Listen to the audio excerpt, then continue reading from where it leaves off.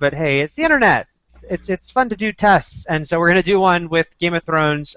Quick little video. We're going into the season 3 finale this Sunday, coming off an episode everyone's been freaking out about, which has been fun. But we want to talk.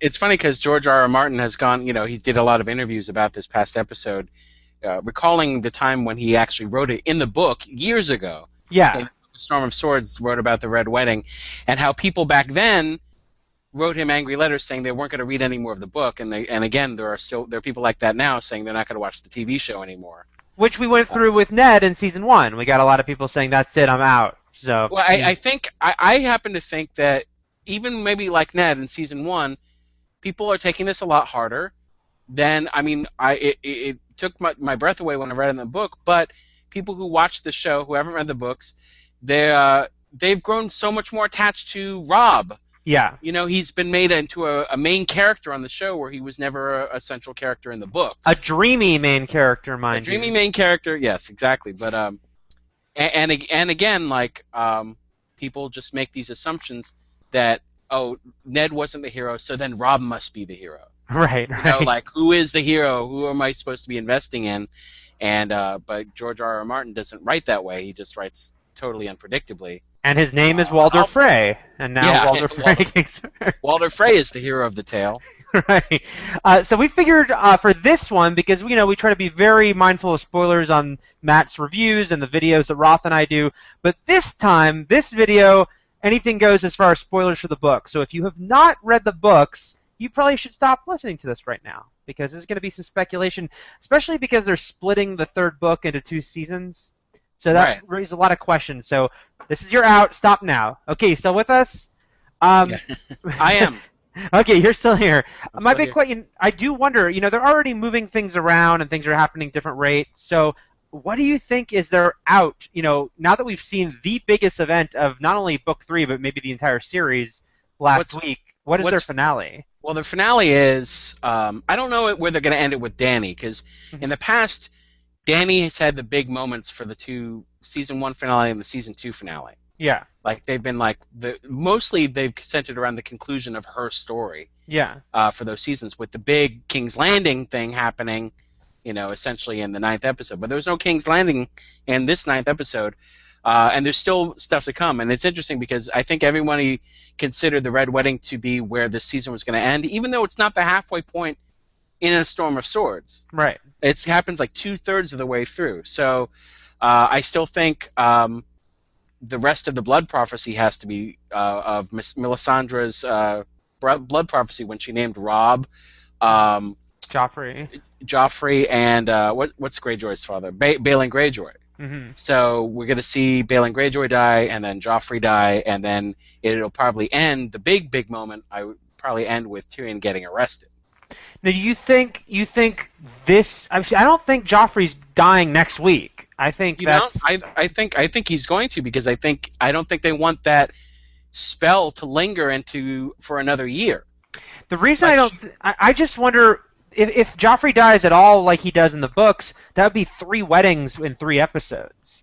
So that's why, and we haven't seen enough of a build-up for that wedding that it would be a rush for that wedding. You are right. Yeah. So that's why I don't think it is next week, and because I feel like Joffrey is we've talked about this, but Joffrey's even worse on the TV show than in the books. Other characters you love more, Joffrey you hate more. So I feel like they're gonna save that for next season, because that's gonna be the biggest deal of next season, is like Joffrey. I thought the biggest deal, one of the biggest deals for next season, will be the wall battle. Yeah, that's gonna be big because too. That's still coming, even though it's coming semi quickly. It's still something that they could, if they pace it out, they could save toward the end of next season.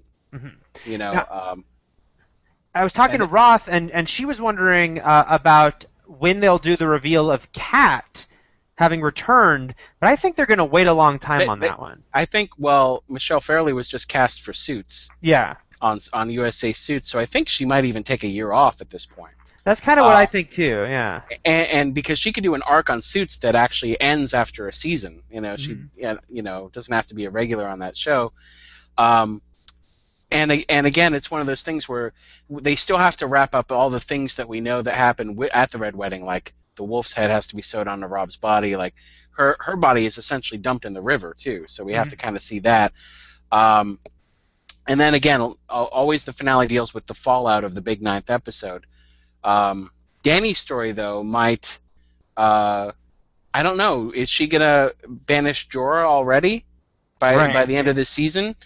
Because they haven't, one of the things they haven't done yet, and they might have moved it, is the kiss.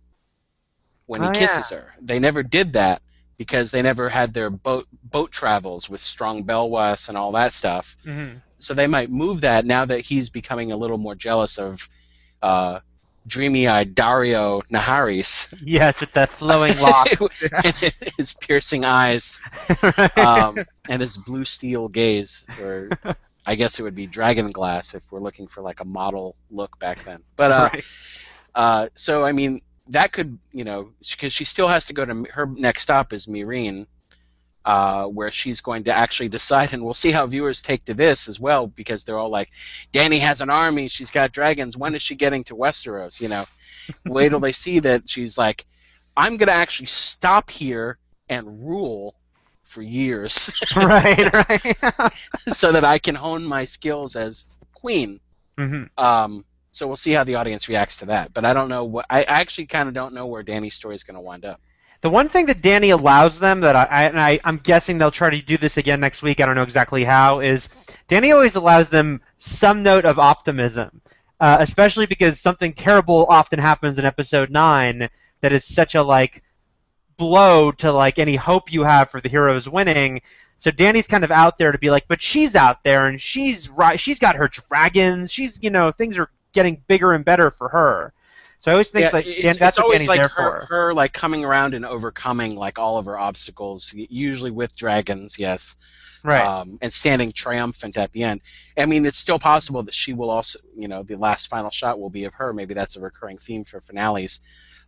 That's also the reason what you just touched on, why, even though it doesn't make sense time-wise and they would be rushing, Joffrey death would kind of be paying the audience back a little bit for the Red Wedding. Here you go, take some solace in this. Again, it's just because of the drops of Gendry's blood that I feel like they want to keep that. They don't want to have that hanging around because those things kind of happen rather quickly after she does the spell. Yeah. So we'll see. I can't remember. How does Greyjoy die, though?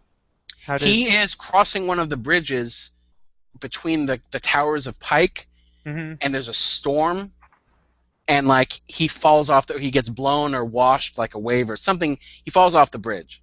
Okay. And dies. It's all very Final Destination for. Where it comes to Joffrey and Balon, it's very Final Destination. With Robb, it was much more human element to it. But I hope Greyjoy's death is a big pratfall. He just slips. He farts when he falls too. That's right. And then you cut to Melisandre just going like this, or doing yes. I feel like that, but I can see them holding off on that, just because of Joffrey's position on the show, but I do think that what the Red Wedding does is establish, the Frey and Roose Bolton has such horrible villains, which is good because by the end of the 3rd book, Tywin and Joffrey are gone. Who have been our despicable. Well, Roose is going to be named the Warden of the North. Yeah. And I think probably next episode would probably be a good time to do the reveal of of the torturer being his bastard son, Ramsay. So, I mean, that's got to come this season. They can't go a whole season and not answer who he is or who he's related to. And I think especially now that we hate Roose. That's what I was going to say too. Yeah. Yeah, no, I think the timing is right. Now that you know his father is a horrible, reprehensible person, here's his son. I just want to know.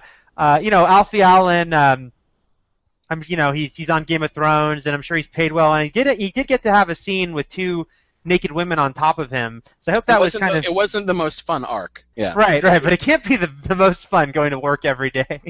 What am I doing today? It's not just that. It's just exhausting, screaming, and right. the amount of intensity involved in each scene he's in. Mm-hmm.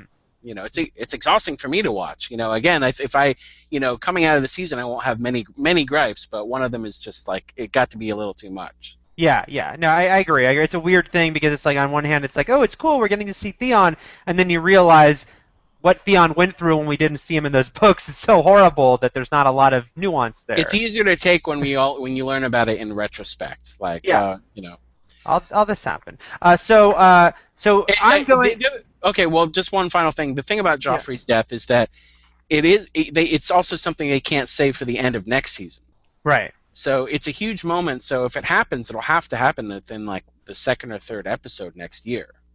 I think you could do it midway, but it certainly has to happen, by, say, episode 4 or 5. Because if we're going to... midway, I mean, it depends on how long you're going to actually have Tyrion on trial, because that's essentially a big part of the second... Like, that's a big part of Storm of Swords, is him, being on trial and having Shay testify against him and all that stuff.